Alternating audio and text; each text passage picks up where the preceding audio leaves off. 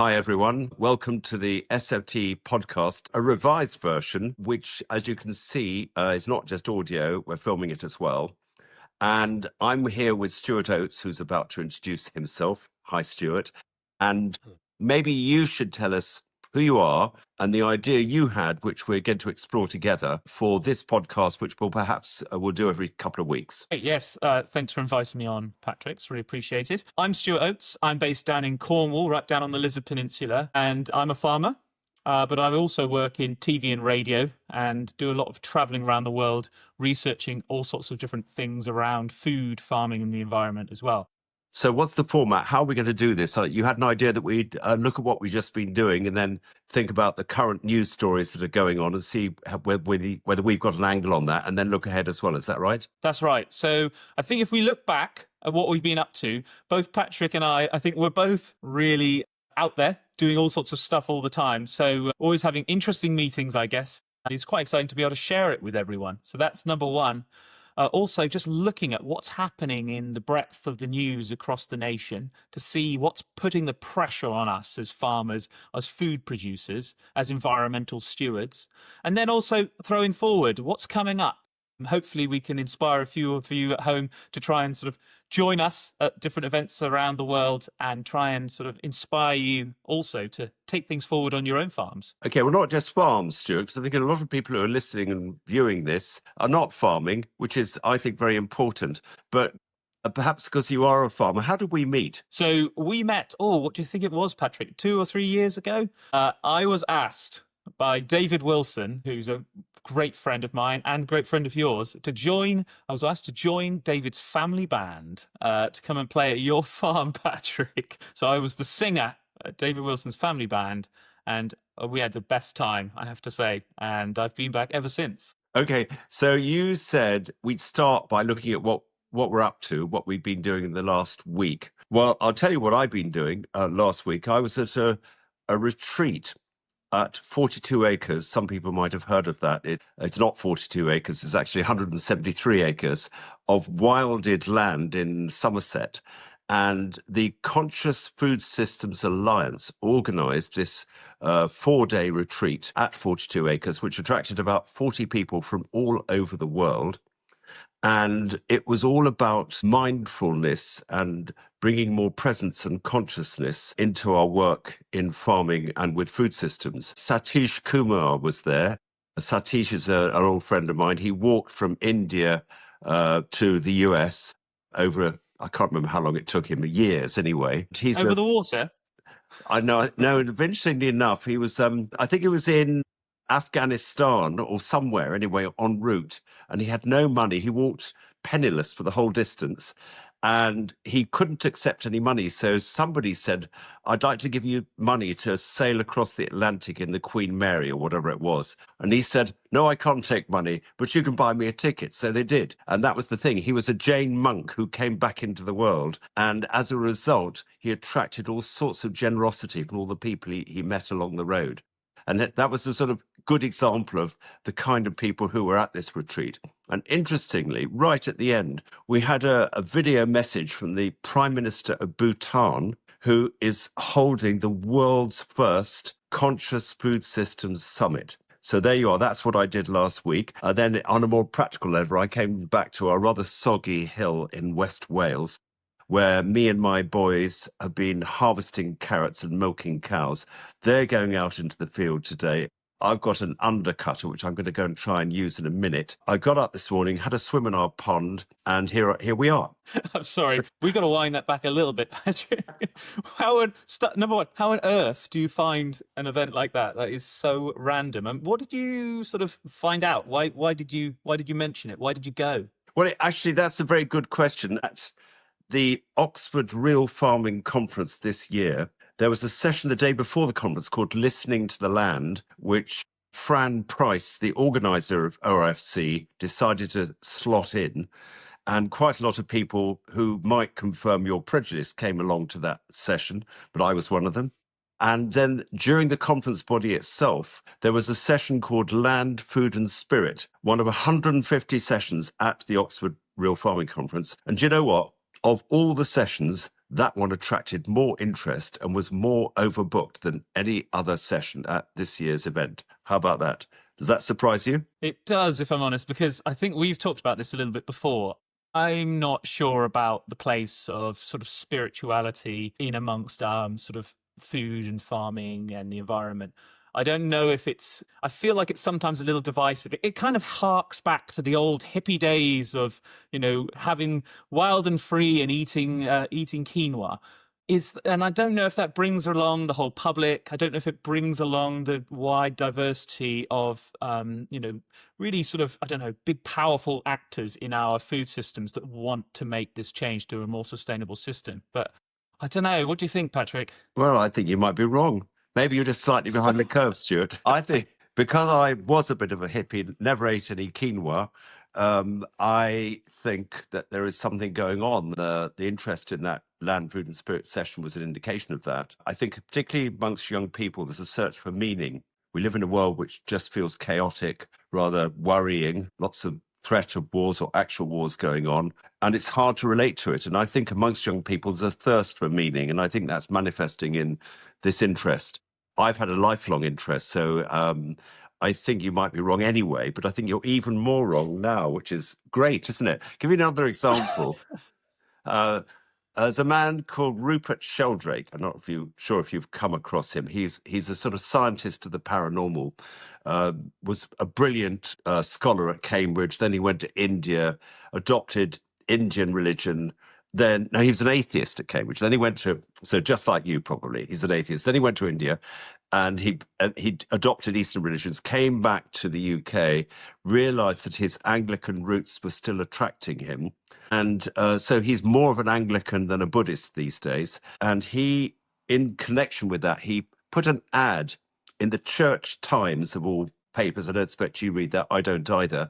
The beginning of this year, saying if any parish in the UK wanted to reintroduce what's called Rogation Sunday, which is Plough Sunday. So it's a festival in the Christian church where you used to beat the bounds of the parish and bless the land at the beginning of the year. He would offer a £500 grant if they would reintroduce the ceremony and maybe have an evensong with a visiting choir and then have a celebratory meal. He thought a few churches might apply. Turned out he was overwhelmed. Isn't that interesting? So there you go. Something's going on. Maybe we can come back to that. Yeah, I think I've heard him speak, and he's a great speaker and he's an incredibly smart man. But I think you bang on in terms of that sort of young people searching for religion or meaning, sorry. And Meaning. I think lots of people are turning to religion, and I think that's been seen around the world. Actually, it's not just young people. Huge uptake in people moving towards religion across South America, of course, across the US. And I think to a certain extent here, I don't think it's really caught on in the same way. Would that be fair? But I would say it's probably coming. Definitely. Yes, I think not necessarily words are important, language is important. Maybe we shouldn't use the word religion. I think search for meaning, which can take many forms. And I think I probably fall into that camp. I really feel much more strongly linked to our land here now. And I guess I have meaning. I don't need to search for it somewhere else because we've been here for 250 years. Coming home to my farm feels like this massive grounding, a big weight off my shoulders, just being amongst the same trees and the same garden and then the same cows and the same bit of mud that always forms in the same place every year. That sort of grounding is really important to me. Yes, so, well, yeah. That's the magic of the farmer's foot, isn't it? So when we walk the land, we might not bless the land, although in a way we probably, by walking it, we are blessing it. We're energizing it. We're re-energizing our relationship with the land. Maybe that's really what we're talking about, this underlying thing. And I think that this is becoming more important. I was doing a podcast yesterday with a man called Professor Sir Dieter Helm. He's an economist, and he's just written a book about the future of farming in the UK. And it's very sort of economic and pragmatic, if you know what I mean. He's saying, look, AI is coming. The knowledge of the genome is going to overtake everything. And he actually said in this essay that I read before the podcast, we used to know every inch of every field, and that was important. But now we can do it from space, and our knowledge has become redundant. So it was quite a feisty conversation because I basically said to him, I think you're wrong. I think the two are not mutually exclusive. I think our necessary and important relationship with the land will remain important, but we can also use AI and technology and all that sort of thing to strengthen and deepen our knowledge. What do you think? Yeah, I think you're exactly right. So I had a conversation with a new startup a couple of days ago, who's looking for farmers' input. Essentially, he's working on this AI model where he can take all of the information that we have about our farm, and we have to feed it, of course, with the information. And it'll take all of the weather patterns, all of the local soil conditions, all of those types of things, and then it'll start giving us advice as field by field of what to do with what crop and which crop might suit this field because it's had X, Y, and Z before. He basically, the way he sold it to us as an idea was that it was taking those ingrained ancient feelings, that knowledge that comes with farming forever, and putting it into an AI model. And I do see the value of it. I think it's incredibly difficult to do. I'm not sure how it will work, but I also think it's sad. I think it's the really nice part of farming is feeling your land and feeling the way that it should be farmed. I think it sort of goes across into it's so complex that I really hope that computers aren't able to work it out in many ways, because I like that we're necessary for this growing of food and keeping our soil healthy. I was chatting to my sister actually just yesterday about microbiomes, and I know you've been speaking a lot about this recently. And the microbiome of she's a dietitian, she works for Public Health England, and we were talking about the microbiome in your gut and how it's so linked to the food that you've eaten, and that sort of incredibly complex biology that goes alongside your food, but also right through us as humans. And I think it's important to keep control of that. And I think that's something that we need to think about a little more. In fact, she told me something really interesting. Very, very recently, they've found a receptor in your stomach, and it's completely linked to the microbiome of your stomach. So if your microbiome is healthy, it will send more positive signals back to your brain, and it has a huge effect on mental health. And it's a direct link. They used to think it was more to do with hormones and sort of what went into your bloodstream and then reached your brain, and then your brain would decide what was going on, considering what was in your bloodstream, essentially. But no, it's a direct link. And they reckon there's a direct link backwards too. So your mental health state has an effect on your microbiome. And I just think that's way too complicated to get into an AI system and to computerize, don't you think? Well, I think science is catching up with reality, because this is not what you're describing was always the case. It's just we couldn't describe it. So the phrase "the gut feeling" is very relevant here, isn't it? And it's where science meets spirituality that we're exploring together now. Maybe we don't know how they're going to meet, but life is a study of what is, isn't it? And obviously science is trying to permeate things which already existed, but it couldn't understand before. So I don't think I'm frightened of it. I think these kind of conversations are important in that regard. And yes, you're right. I have had a lot to do with an exploration of the gut microbiome. Well, I have it on a daily basis, as do we both, as do we all, if you see what I mean. Yes. Because really our everyday experience is a study of the relationship between the food we eat, our digestive processes and our excretion, but also our mood. And if there is a receptor that we've just discovered, which is a transmitter, that is absolutely fascinating. So I think we should definitely come back to that, because I was at a Goodwood Health Summit just a couple of months ago, which Chris Van Tullochen, who wrote Ultra Processed People. He was a moderator, actually, of a session I was in with somebody called Dan Kittredge, who I think you may also know, who is a great expert Very in interesting guy. Nutrient density and all that kind of thing. And the whole day was about the study of the relationship between the soil microbiome and the human microbiome. And I think we're just on the shores of beginning to understand these relationships. And I think they might be very important in making the work that we're doing in organic and regenerative agriculture more accessible to more people. I think you're right. And I think that's where tech comes back in. When I was chatting to Dan about this, he was talking about the fact that we don't value the correct things in our food. We value quantity, or we value something that's been marketed well, honestly. Yeah. Whereas really we should be valuing the content of the food, and that's nutrients, the amount of nutrients. And obviously some foods, even of the same types, you might have one type of wheat that is much less nutrient dense than another type of wheat, and we should be valuing this one more. But you get fewer tons per acre, so you have to value it more. So that's where tech kind of comes in. He's sort of working towards this idea of having maybe, I don't know, the dream is a camera on your phone that you can scan something with to get its nutrient density.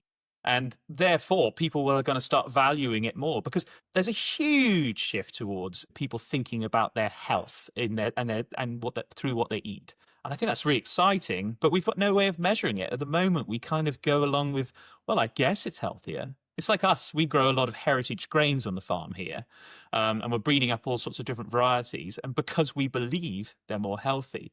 Now, we don't really have the data to back that up, but our gut feeling is that they are more healthy. And I'm pretty sure they are, There we are, but we've gut got no way of feeling. backing it up. And There you it go. comes. It does. And I think, in fact, that gut feeling goes through to genuinely a gut feeling. So I make my own bread here with my bread maker every day. And I've just recently been getting a bit of bloated after my bread sometimes. And it's just annoying me. And I'm not like that. You know, I've got a very healthy gut. I always think I do anyway. And I'm like, what's going on? So I changed the flour to some of our more heritage grains. And I also changed from doing yeast to doing a sourdough. Now I'm absolutely fine. Just a couple of weeks later. And it wasn't an issue before. It's just become an issue. What And were now I you fixed it using? Were again. you using dried yeast before? Yeah. Yeah, was it the yeast or the heritage wheat? Well, that's the question, isn't it, Patrick? I never did the study. I just fixed it. I fixed too many things at once, and therefore I don't know what did it. Well, So I think that's, I that's guess, why fine we need the because science. I think intuitive knowledge, observation, and gut feelings are as important as science, but we shouldn't reject one in favor of the other. We should be open to both because we are on the same journey here. We were given a couple of sweet jars of black oats, heritage oats, that used to be grown by all farmers in West Wales until probably the 1960s, when the Aberystwyth plant breeding station took over and started developing these modern varieties. And we've multiplied those two sweet jars up over the last 4 years. And this year we had enough of last year's combined but uncleaned oats to drill about 30 acres, or in other words, all the oats we were growing this year, of the black oats. And they seem to be incredibly well adapted to our soils, which are quite challenging and, thin and not the best soils. And yet the oats did really well, smothered out all the weeds in the understory, had a fantastic amount of straw, and the cows really go mad for them. You can tell immediately when we started feeding it, they just love them. And I suspect that's because they're higher in mineral and trace element content and who knows what else. But of course, we don't know. But the most fascinating thing was the combine driver. So the guy, I call him the Sisto kid. You won't understand that because you're too young. But anyways, back to an American Western.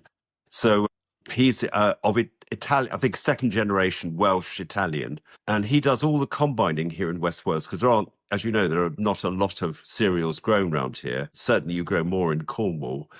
And he said the black oats, not only was he really impressed by them, but last year when we had a field which was split between black oats and the normal organic oats we buy, he said the black oats out-yielded the conventional oats. Then he said to me this year, they do all the combining for the Welsh plant breeding station, all the oat varieties, the modern oat varieties. And he said to me, he thought that these black oats were better than any of them. Don't tell Welsh plant breeding station because they might get upset. Isn't that interesting? So epigenetic adaptation of these heritage oats outclassed the modern plant breeders. Discuss. Yeah, well, so we find exactly the same. We have black oats, much the same as you. Yeah, but those are It's a only similar. Cornish black oats, Stuart. They're not as Well, good there as Welsh are. black oats. Well, obviously, the Cornish are going to out yield the Welsh oats every day of the week. It's not all about quantity, Stuart. Oh darn it! Yeah, it's supposed to be a nutrient density. It's more nutrient dense too. But actually, so the black oats, they're much higher in protein. They got really high protein content. I was chatting to another guy who grows them locally, and he got them tested, and he reckoned that the protein content of the black oats was really off the scale compared to any of the other varieties. And so if we can add those things together, and we found exactly the same as you, Patrick, that it's completely outcompetes all of the weeds. It's really, really great for the soil. Everything grows after it really well too. And so it's not raping and pillaging all the soil as well, taking everything out. And yeah, it's really productive. And it's such a plant and leaf. And we find that with a lot of the heritage grains, actually. So we've grown in the last few years emmer and spelt, rye. There's 100 different varieties of wheat. What else have we got? Einkorn, and then the black oats. And so all these different types of varieties, and they all really fly in our organic system. Gosh, some of them are amazing. The rye grows to, well, my neighbor, again, another neighbor, grew it alongside us, and his rye got to probably 8 feet tall. I couldn't believe it. You couldn't see anyone walking through it. Great stems on it. And for a lot of people around the country, that's a waste of sort of energy growing all that stem. But for us down in Cornwall, we need that. So we need the straw because for our animals and things, it's a rounded crop and we need it to be able to smother out those weed burdens. And so you get these much stronger, more resilient, higher producing crops. And so, we've loved having those in our system. And then So, you can also find that the biology really starts pumping around them as well. so just since you're talking about your farm, it's 1,500 acres on the Lizard Peninsula, organic, and also you're doing a lot of educational work, right? Yeah, so we're a bit of an oddity, I suppose. We don't farm like anyone else, and we always have a bit of a rule on the farm, actually.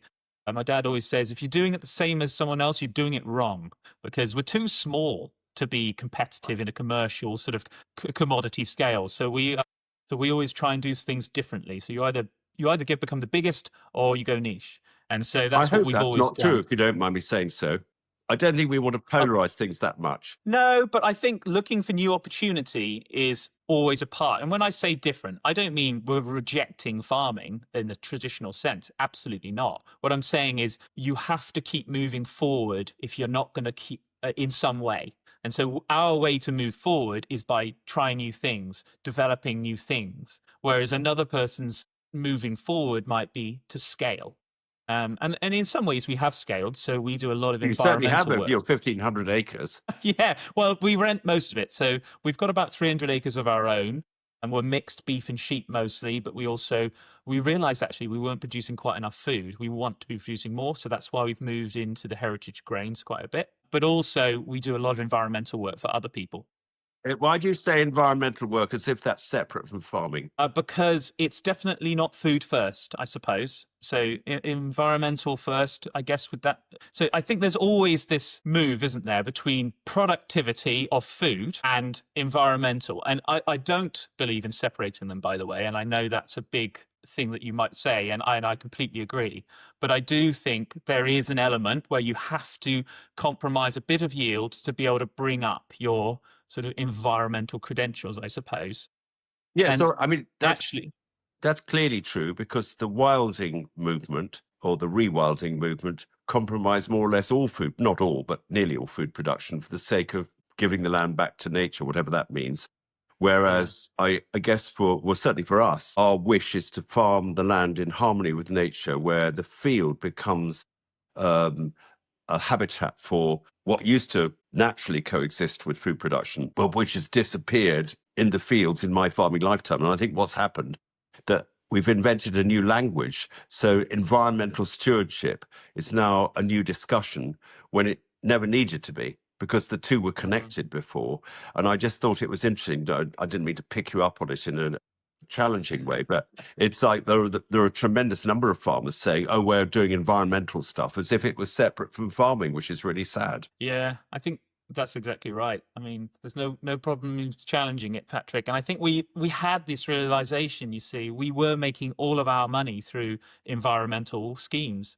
And so we were doing, and when I say environmental farming, a lot of it's heathland. So it really is. So we have to graze it to be able to protect the heathland natural sort of biodiversity. Yeah. So that's when I say it's environmental work, that's kind of what I'm talking about, or planting up agroforestry places in other farms, or maybe creating species-rich grasslands, which is again back to exactly what you're talking about. So we run a project called Meadow Match, where we harvest local seed from one place and we take it to another place and spread it out there, but in the local context. And then you've got these hyper-local species helping hyper-local biodiversity. So you might get a really rare butterfly that's only on the Lizard Peninsula, and it likes this really strangely adapted I don't know, different type of little plant that grows in a meadow. And so it's not, you can't find it off the shelf anywhere else. And so that's the kind of thing we're also doing here. So yes, it's not for productivity in terms of food. So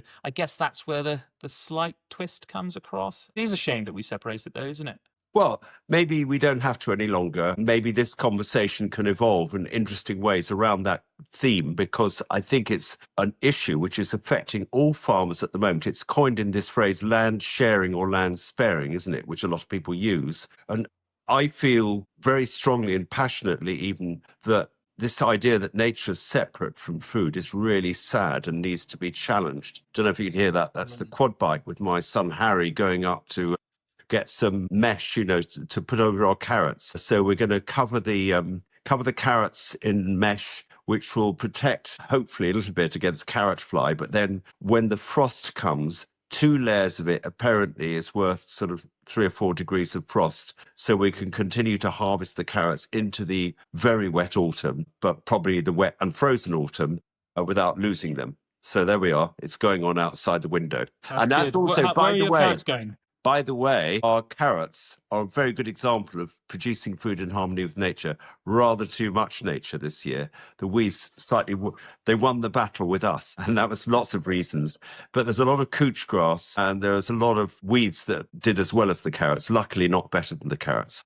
But I think it is interesting because I was hearing something about this thing we're going to have here, I hope, next year, which is a robot thing which has wheels and solar PV on the roof, which goes down a carrot bed, and the cameras with AI can tell the difference between the carrot plants and the weeds. And I thought this is maybe a bit too much, back to our earlier conversation about tech winning against nature. But then I heard that apparently you can program it so it only zaps with some sort of electric pulse some of the weeds and still leaves some of them in place, which I thought was quite interesting. Sorry, that was a deviation.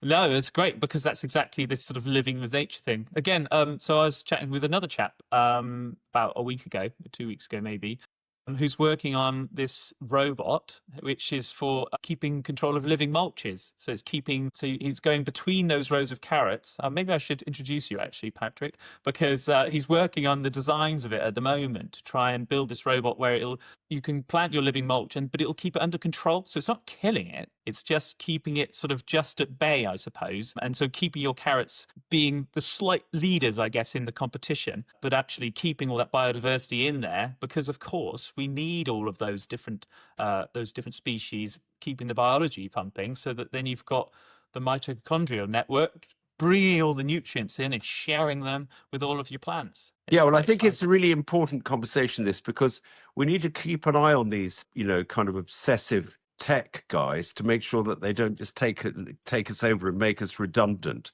Because after all, what's the point of farming and food production? Surely the relationship with the land for those who produce the food, but also those who eat the food, is important. And the idea that we just take over farming with robots, to me. And so it's not that we don't want to turn our back on tech. At the same time, we need to make sure it doesn't take us too far in the wrong direction. I guess that's because you're saying that though, Patrick, because you're lucky. You've got how many sons are at home at the moment, able to pick the weeds out of your carrots? Well, yeah, we've got an army of child slaves. Yes, I know you can't talk about it, but child labour is excellent. As long as exactly. Funnily enough, I was in Lampeter, which is our nearby town, a couple of months ago, and this 50-year-old woman came up to me and said, "Are you Patrick?" And I said, "Yeah." She said, "Oh, I used to weed carrots on your farm back in the 80s. And so we had a whole generation of school children who came up here during their holidays, summer holidays, to weed our carrot fields, because we grew carrots here for 25 years. And it stayed with them, which is quite interesting. And so this year, it was really wonderful. We had I think they were the 7 and 8-year-olds from our local primary school come up, and they were actually filmed in our carrot field. And I thought, this is lovely. We've got another generation of children coming into our carrot field. This time they weren't actually hand weeding.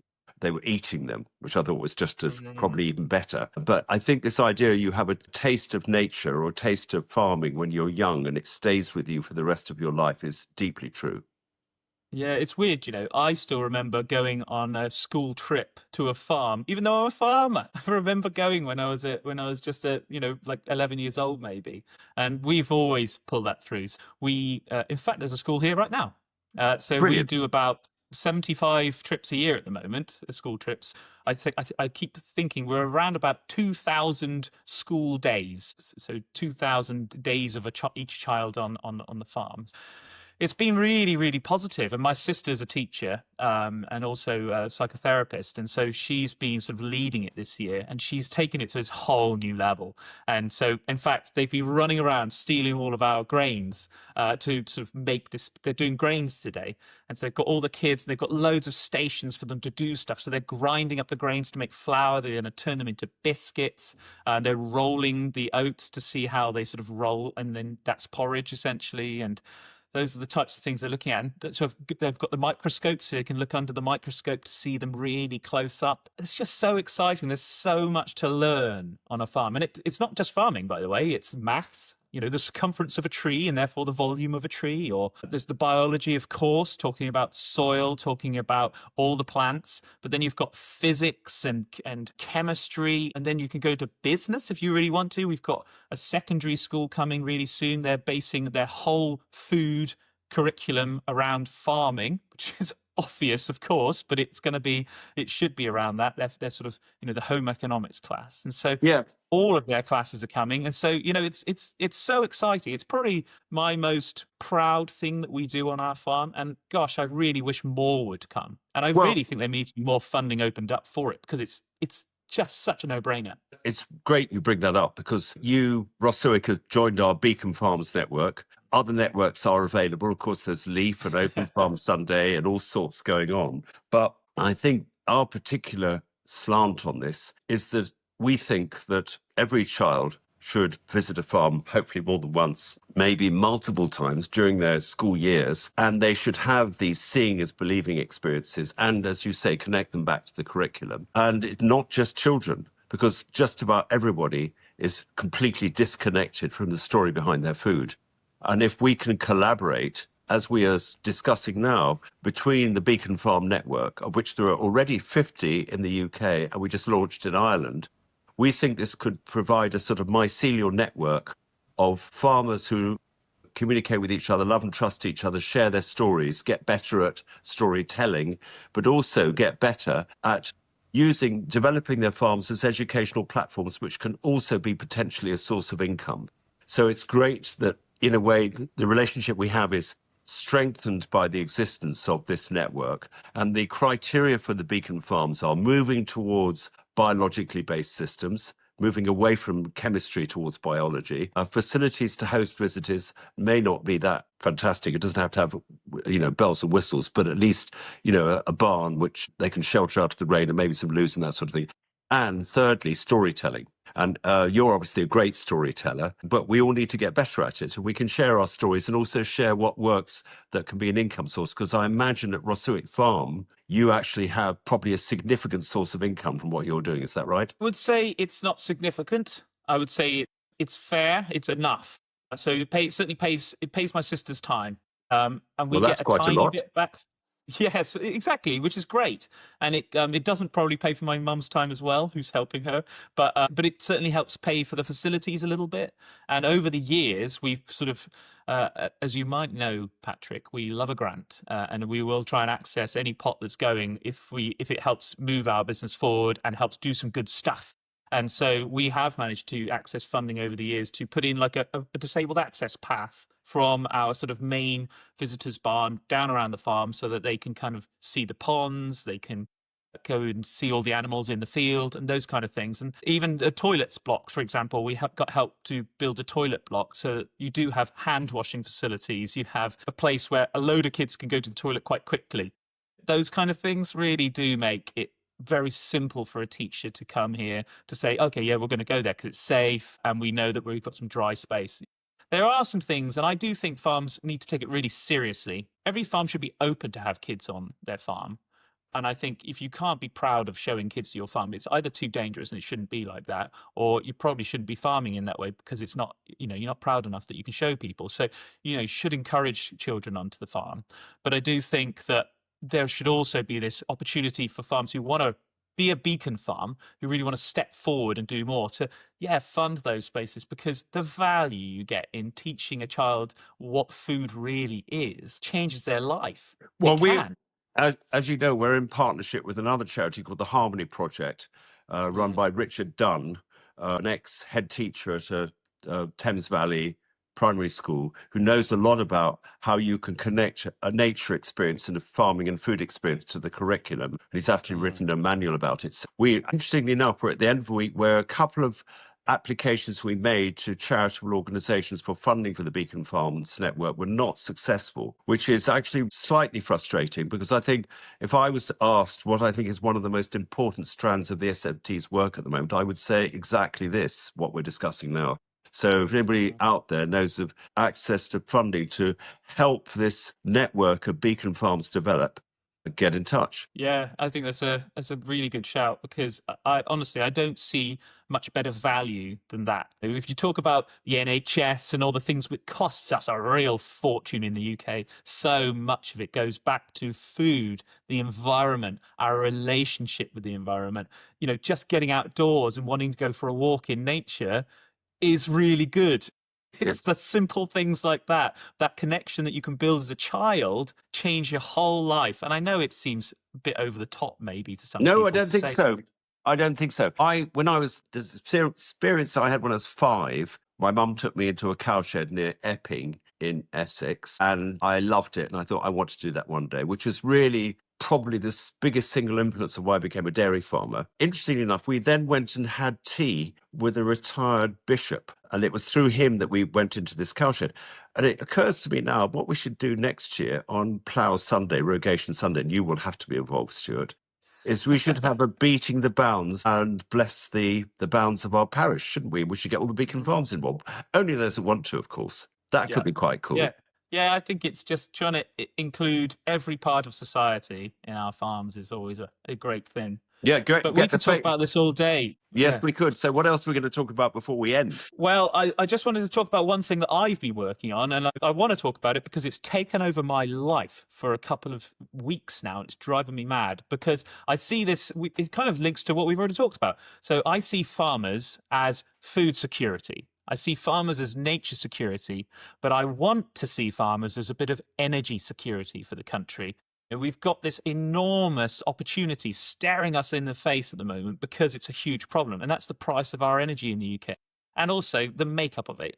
We're completely tied to the price of gas. Like, that's just madness. Why are we tied to the price of gas for the price of our energy? We should be producing a lot more ourselves, and farmers own the land where we can be producing that food. So Or we've got these rented. massive, or rented, yeah, but that we can, even as rental people, we can still be involved with this. A solar farm always looks, this is the big thing in the news, isn't it? Massive solar farm stealing land from farmers, good productive land where we should have food. Well, I don't see this as a barrier to producing food. My brother is also, so we're both doing Nuffield farming scholarships this year. So mine is looking at That's fossil-free unusual, farming. two of you. We're the first brothers ever to do it in the same year. It's our little claim to fame. Congratulations. Thank you. And so I'm doing fossil-free farming, and my brother, Dave, he's doing stacking land uses for productivity and sustainability. So it's looking at how we can maximize our land without having this massive impact on it in a negative way.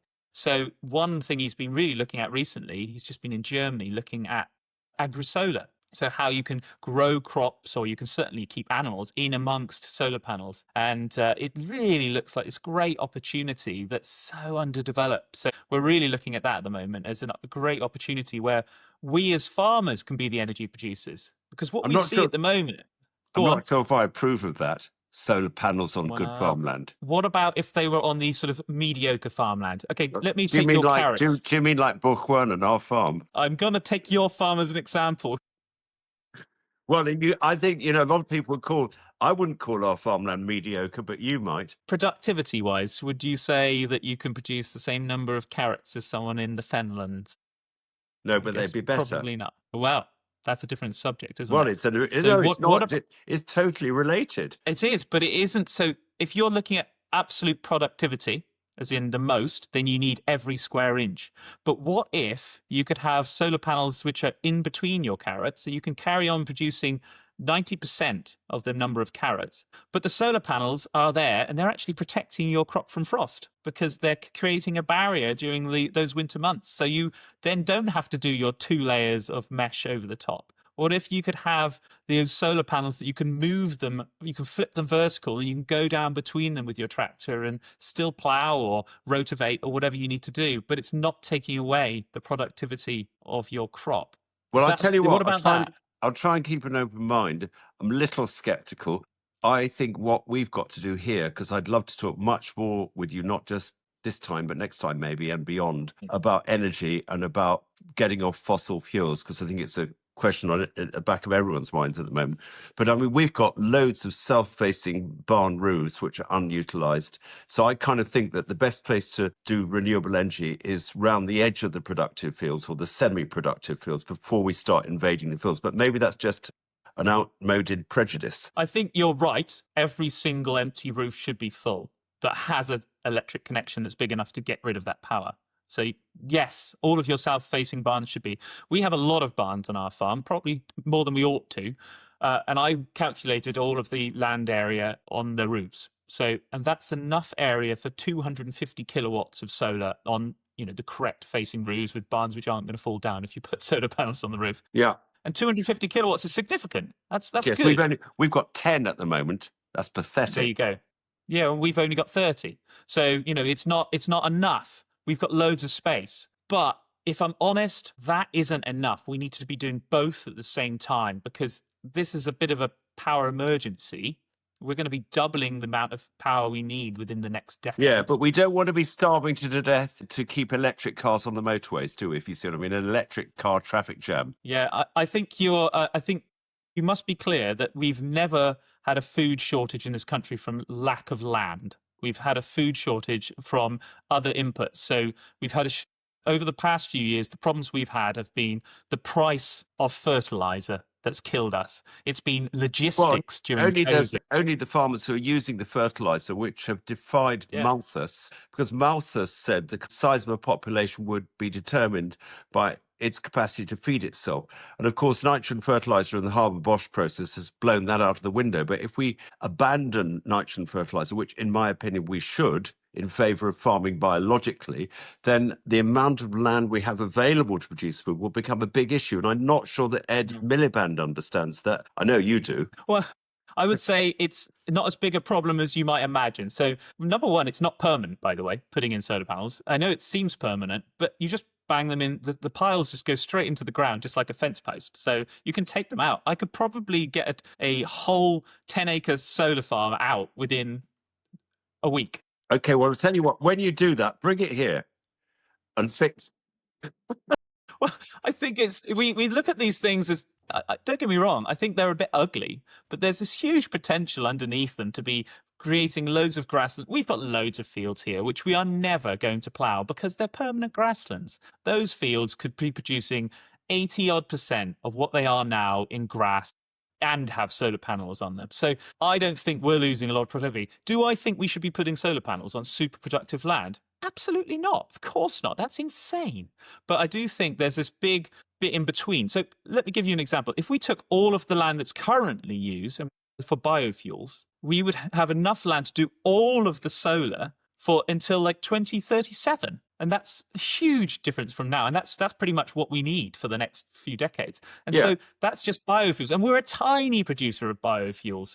We've got vast areas being used for other stuff. Obviously, maize for biodigesters is appalling. I think we probably both agree with that. But I think there's a meeting point, and it's great that we're discussing this. Yeah. I think this is why we wanted to do this podcast, Patrick, because I think we're going in the same direction. But I do think we've got lots of conversations to have to try and sort of, well, not argue with each other, but certainly put some strong points to each other where we can make sure that we think about these things and everyone at home thinks about these things. Yeah, well, I agree with you. I think there's just a little bit of edge between us, but there's quite a lot of love and trust as well. So it's all right, isn't it?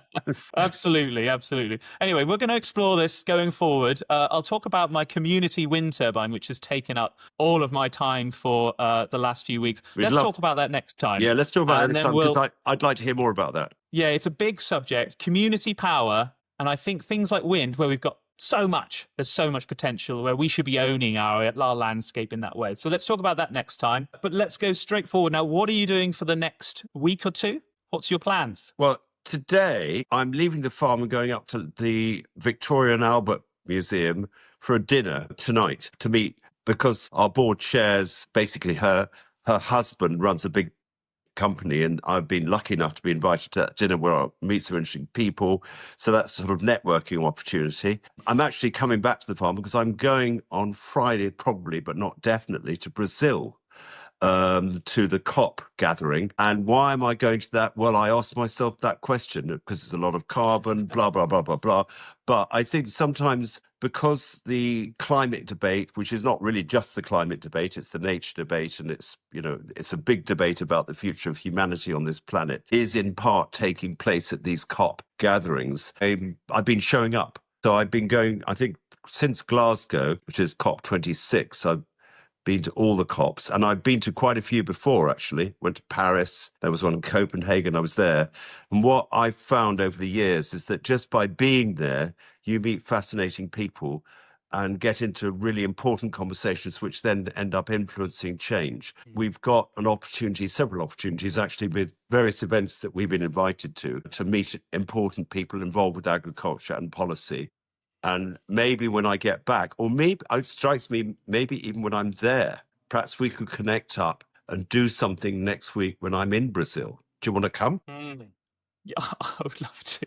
Well, I'm going to Brazil just after Christmas for New Year, and then so my partner's from Brazil, and then I'll be going off around for the rest of my Nuffield scholarships. I'm not too jealous because I am going. The flights are booked, but I'm actually off to Agritechnica next week. So that's the sort of big show in Germany, looking at all the different sort of technological innovations in agriculture, which I'm quite excited about, just for a couple of days. This week, I'm lecturing, I suppose, in sustainable careers at the local university, which should be quite interesting. I'm quite interested to see what people are inspired to do, what they feel like, people coming from outside of the industry, coming in, looking at what they really feel the opportunities are. So that's cool.